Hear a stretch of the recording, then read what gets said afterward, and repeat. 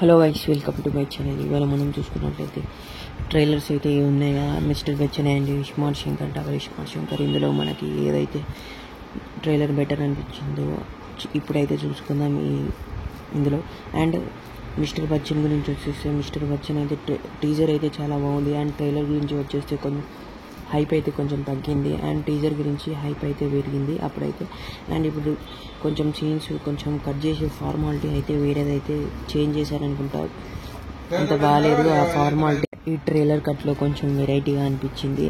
And scenes అయితే చాలా బాగున్నాయి, కొన్ని సీన్స్. అండ్ ఆ సాంగ్ మిక్స్ చేశారు దాంట్లో.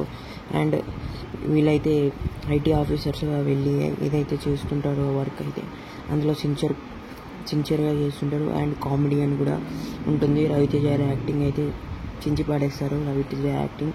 ఇది రీమేక్ సినిమా కాబట్టి చూద్దాం ఏమవుతుందో.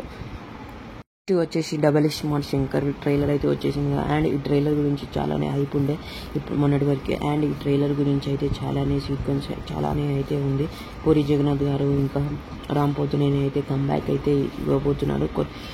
ఫస్ట్ ఇస్మార్ట్ శంకర్కి దీనికి కొంచెం అవే ఫార్మాలిటీగా అయితే ఉంది.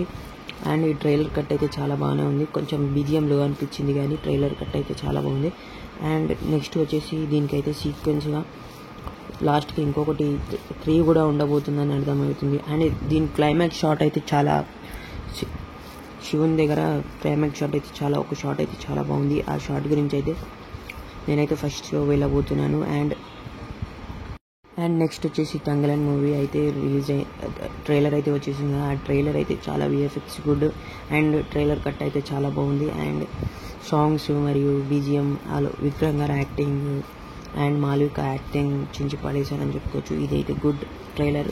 అండ్ ఈ సినిమాకి కూడా మనం బ్లాక్ బస్టర్ అవుతుంది అనుకుంటున్నాను.